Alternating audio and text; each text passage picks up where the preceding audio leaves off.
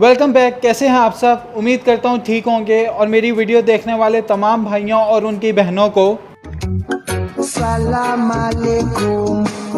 तो यार बात कुछ इस तरह से है कि जब से टिकटॉक वजूद में आया है मुझे लगता था कि बस भी बस, इससे ज़्यादा बुरा कुछ नहीं आ सकता। लेकिन मेरे इस वहम को भी तोड़ा स्नैक वीडियो पे एक शख्स की पॉजिटिविटी ने, जिसको बर्दाश्त करते हुए लग रहा था कि भाई इसके बाद तो बस डायरेक्ट क़यामत ही है।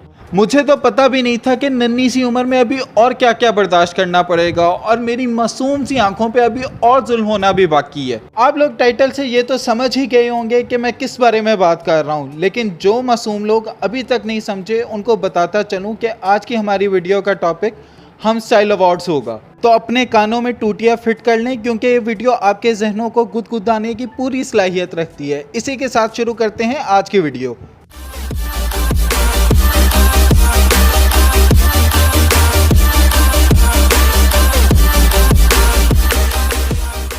तो जैसा कि आप लोग जानते हैं कि हाल ही में हम स्टाइल अवार्ड शूट हुए, जिसके बाद पाकिस्तान की वेली आवाम को एक और टॉपिक मिल गया और हर वेला बंदा हम स्टाइल अवार्ड्स को क्रिटिसाइज करने में जुड़ गया, जो कि बहुत ज्यादा गलत बात है। जैसे कि सारी दुनिया तरक्की कर रही है तो हम वालों ने कहा कि पाकिस्तान क्यों पीछे रहे।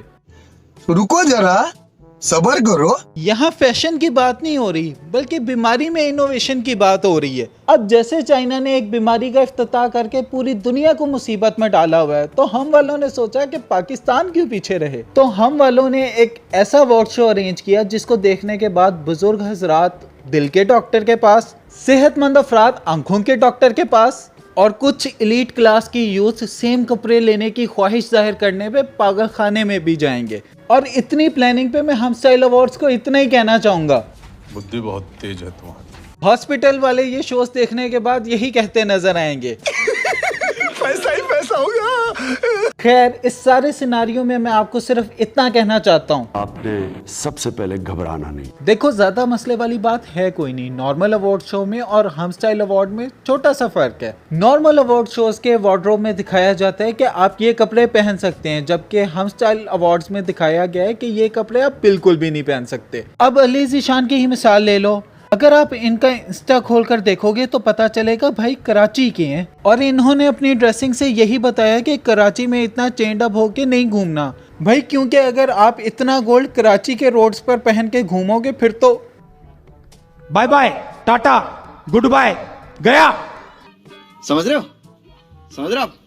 समझ रहे हो ना? खैर, कराची ना भी हो तब भी ऐसी ड्रेसिंग पे पॉसिबल है कि गांव के बच्चे आपको पागल समझते हुए आपके पीछे पत्थर लेके दौड़ें। ऐसी सूरत हाल से बचने के लिए ये पहले ही तैयार थे, इसीलिए इन्होंने अपने साथ ये एक लाठी भी रखी हुई थी। ये लाठी मल्टीटास्किंग के लिए भी इस्तेमाल हो सकती है, जैसे कि बकरा ईद करीब आ रही है तो जानवरों को संभालने के लिए भी इस लाठी की मदद ली जा सकती है। इसके बाद बात करते हैं इस शख्स की।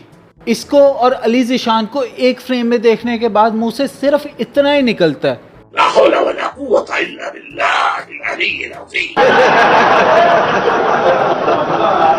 इसका तो वो वाला हिसाब है, भैया जरा केन दिखाना, नहीं थोड़े सस्ते वाला। ऐसे क्रिएटिव लोग अब से नहीं पिछली जनरेशन से हमें अपना टैलेंट दिखाते आ रहे हैं। बस फर्क इतना है कि पहले वो ऐनक वाला जिनमें कॉस्ट्यूम डिजाइनर बन के अपना टैलेंट दिखाते थे और अब हम स्टाइल अवार्ड्स में डिजाइनर बन के अपना टैलेंट दिखा रहे हैं। गजब बेइज्जती है। अब कुछ ऐसे ड्रेसेस की बात भी कर लेते हैं जो पाकिस्तान में बहुत कामयाब हो सकते हैं, जैसे आयशा उमर का ये ड्रेस है। शो खत्म होने के बाद लोड शेडिंग की मुनासबत से इस ड्रेस के फ्रंट को हैंड फैन के तौर पे भी इस्तेमाल किया जा सकता है। अब आपको दिखाता हूँ इस शो में सबसे ज्यादा हिट होने की पोटेंशियल रखने वाला ड्रेस। मैं बता रहा हूँ अगर ये फैशन पाकिस्तान में आ गया तो अम्मियाँ बहुत खुश होंगी, क्योंकि इस फैशन के होते बाप का, दादा का, भाई का, सबका ड्रेस पहन सकता है फैजल। ये बढ़िया था गुरु। और अब बात करते हैं उसकी जिसकी वजह से आधे लोंडे ये वीडियो देखने आए हैं। प्रैंक हो गया आपके साथ। तो बात करते हैं अलीज़े शाह की। अलीज़े शाह पे मैं पहले भी वीडियो बनाने का सोच रहा था पर पर्सनल मसरूफियात की वजह से नहीं बना पाया, लेकिन इस टॉपिक पे बात करने के लिए आज तो मौका भी है और दस्तूर भी। हम स्टाइल अवार्ड से पहले भी अलीज़े पे बहुत ट्रोल्स हो रही थी, जिसकी वजह अलीज़े का हेयर कट और ड्रेसिंग थी। अब मुझे ट्रोल से मसला नहीं है, मसला इस चीज़ से है कि हम लोग किसी भी एक्टर को जिस भी करेक्टर में देख लेते हैं, हम समझ लेते हैं कि वो एक्टर रियल लाइफ में भी वैसा ही है। फिर जब हमें पता चलता है कि उसकी आदतें उस करेक्टर जैसी नहीं है तो हम उसे इसी बात पे हिट देना शुरू कर देते हैं। तो मेरी सबसे रिक्वेस्ट है कि ये ना किया करो, अच्छा नहीं लगता, क्योंकि अलीज़े ने दुआ के अलावा और भी रोल्स किए हैं जिसमें ये भी शामिल है। मैं तो कुछ और ही समझ रहा था। और अगर तुम लोगों को लग रहा है कि मैंने अलीज़े से पैसे लिए हैं और मैं उसे कुछ नहीं कहूँगा, इसकी गारंटी मैं नहीं दे सकता। अलीज़े शाह का हम स्टाइल अवार्ड्स का शूट सोशल मीडिया पे आते ही किसी क्रिएटिव इंसान ने उसका कंपैरिजन कुछ इस तरह से किया जो मुझे पर्सनली बहुत फनी और रिलेटेबल लगा। पर पूछना तो ये डेफी डक से चाहिए, क्योंकि हो सकता है उसे एक कंपैरिजन कुछ ज़्यादा पसंद ना आया हो। अब मैं आपको अलीज़े शाह से रिलेटेड वो मटेरियल दिखाने जा रहा हूँ जिसको देखने के बाद अलीज़े शाह को रोस्ट करना वाजिब हो जाता है। सबसे पहले तो अलीज़े शाह का ये इंटरव्यू सुने।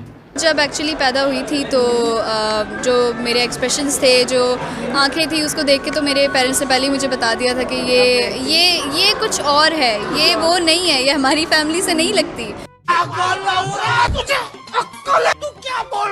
यहाँ मैं अलीज़े की डेडिकेशन को दाद देना चाहता हूँ, क्योंकि ये इतनी डेडिकेटेड एक्टर है कि इंटरव्यू में भी एक्टिंग करना नहीं छोड़ा। इसके आगे मजीद देखिए। मैं एक एबनॉर्मल कैरेक्टर करना ज़रूर चाहूँगी, लेकिन वो तो आप रियल लाइफ में पहले ही नहीं कर रही। मैं सोच रहा था कि ये अच्छी खासी होती थी, आखिर इसके बावले होने के पीछे क्या वजह है। तभी मुझे अपने खुफिया जराए से पता चला कि बहना का टिकटॉक पे भी अकाउंट है। तो जब मौका मिला ही है तो क्यों ना बाजी का टिकटॉक अकाउंट भी देख लिया जाए। तुम्हें नहीं, कोई हमें और इस दुनिया को बचाए इस टिकटॉक से। वैसे क्योंकि अलीज़े प्रॉपर टिकटॉकर नहीं है, क्यों ना इसी से पूछ लिया जाए कि टिकटॉकर से कैसे जान छुड़ाई जा सकती है। तो अलीज़े प्लीज बताएं ना। अच्छा, इतना आसान नहीं है। यहाँ मैं यही कहना चाहूँगा कि हमारे फैशन डिज़ाइनर्स, एक्टर्स और मॉडल्स को अलग लगने की कोशिश में नहीं लगे रहना चाहिए, क्योंकि अलग तो फिर ये भी है।